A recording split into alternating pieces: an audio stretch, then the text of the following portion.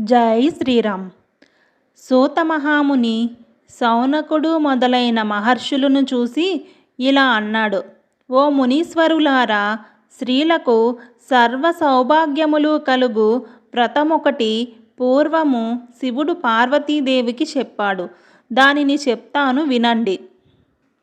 ఒకరోజు కైలాస పర్వతమున శివుడు తన సింహాసనమున మీద కూర్చుని ఉండగా పార్వతీదేవి ఆయనను సమీపించి, దేవా, లోకంలో స్త్రీలు ఏ వ్రతము చేస్తే సర్వ సౌభాగ్యములు పుత్ర పౌత్రాదులను కలిగి సుఖ సంతోషాలతో ఉంటారో అటువంటి వ్రతమేదో సెలవీయండి అని అడుగగా పరమేశ్వరుడు ఇలా చెబుతున్నాడు. ఓ దేవి, స్త్రీలకు పుత్ర పౌత్రాది సంపదలను ఇచ్చే వ్రతము ఒకటి ఉంది. దాని పేరు వరలక్ష్మీ వ్రతం. ఆ వ్రతమును శ్రావణ మాసంలో శుక్లపక్ష పూర్ణిమకు ముందుగా వచ్చే శుక్రవారం రోజున చేయవలను. పార్వతీదేవి, నాదా, ఆ వరలక్ష్మీ వ్రతము ఎలా చేయాలి? ఏ దేవతను పూజించాలి? ఏ విధంగా చేయాలి? దీనినెవరైనా ఇంతకు ముందు చేశారా? ఆ వివరాలన్నీ చెప్పండి అని అడగగా శివుడు పార్వతీదేవిని చూసి, ఓ కాత్యాయని, వరలక్ష్మీ వ్రత విశేషాలు చెబుతాను విను. పూర్వము మగధ దేశమున కుండినమనే ఒక పట్టణం ఉంది. ఆ పట్టణము నిండా బంగారు ప్రాకారములు, బంగారు గోడలు గల ఇళ్ళు ఉన్నాయి. అందులో చారుమతి అనే ఒక బ్రాహ్మణ స్త్రీ ఉన్నది.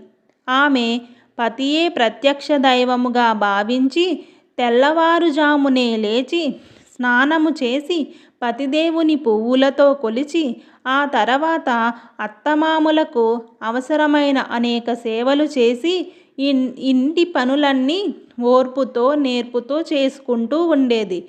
అందరితో ప్రియముగా మితంగా మాట్లాడుతూ ఉండేది. గయ్యాలిగా కాకుండా ఇంత అనుకువగా ఉన్న ఆ మహాపతివ్రతను చూసి మహాలక్ష్మీదేవికి ఆమె మీద అనుగ్రహం కలిగింది. ఒకరోజు ఆ మహా ఇల్లాలికి కలలో ప్రత్యక్షమై మహాలక్ష్మీదేవి ఇలా చెప్పింది. ఓ చారుమతి, నేను వరలక్ష్మీదేవిని. నీ నడవడిక చూసి నాకు నీ మీద అనుగ్రహం కలిగి నీకు ప్రత్యక్షమయ్యాను. శ్రావణ మాసంలో శుక్లపక్ష పూర్ణిమకు ముందుగా వచ్చే శుక్రవారం రోజు నువ్వు నన్ను పూజించినట్లయితే నీకు కోరిన వరాలిస్తాను అని చెప్పింది. అలా ప్రత్యక్షమైన అమ్మవారిని చూసి ఎంతో మురిసిపోయిన చారుమతీదేవి కలలోనే వరలక్ష్మీదేవికి ప్రదక్షిణం నమస్కారం చేసి, నమస్తే సర్వలోకానాం జనన్యే పుణ్యమూర్తయే శరణ్యే త్రిజగద్వంద్యే విష్ణువక్షస్థలాలయే అని అనేక విధాలుగా స్తోత్రం చేసింది. ఓ జగజ్జనని, నీ కటాక్షంబు కలిగితే జనులు ధన్యులవుతారు, విద్వాంసులవుతారు, సకల సంపన్నులవుతారు. నేను పూర్వజన్మలో చేసిన పుణ్యఫలం వల్లే నీ దర్శన భాగ్యం నాకు కలిగింది అని చారుమతీదేవి కలలోనే అమ్మవారిని అనేక విధాలుగా స్తుతించింది. ఆ వెంటనే మెలకువ వచ్చి నాలుగు వైపులా చూస్తే చారుమతికి వరలక్ష్మీదేవి కనబడలేదు. అప్పుడు ఆమెకు అర్థమైంది తాను కలగన్నానని. వెంటనే భర్తని అత్తమామలను లేపి చెప్పగానే వాళ్ళు కూడా చాలా సంతోషించారు. ఈ స్వప్నము చాలా ఉత్తమమైనది. దేవి ఆనతి ప్రకారం నువ్వు తప్పకుండా ఆ వ్రతం చేయి అన్నారు. చారుమతి తన ఇరుగు పొరుగు ఉన్న స్త్రీలకు కూడా చెప్పింది.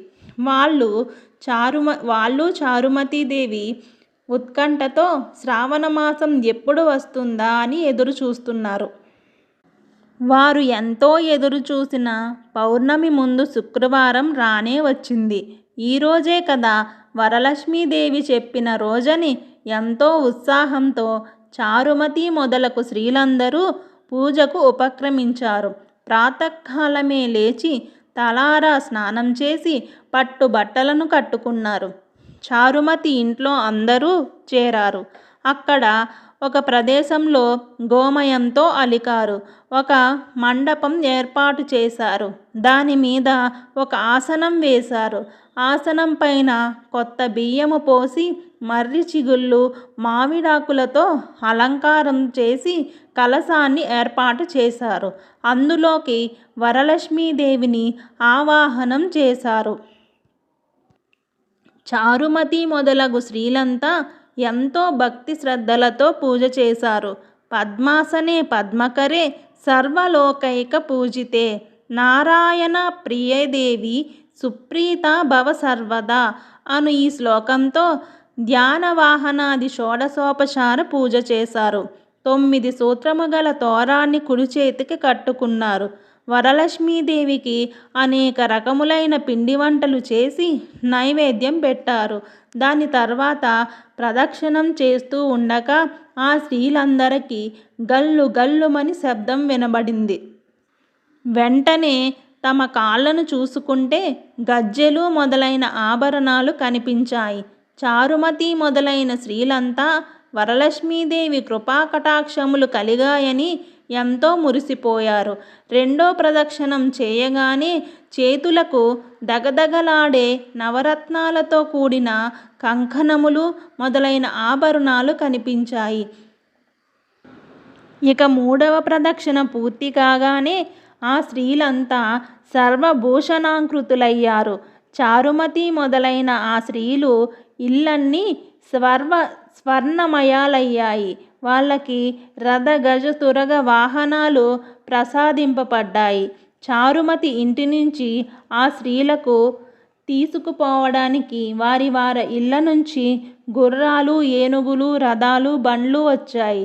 ఆ స్త్రీలు చారుమతి కలిసి వారి చేత శాస్త్రప్రకారం పూజ చేయించిన బ్రాహ్మణోత్తమునికి గంధం, పుష్పం, అక్షింతలతో పూజించి 12 కుడుములు ఆయనమిచ్చి దక్షిణ తాంబూలములిచ్చి నమస్కరించారు.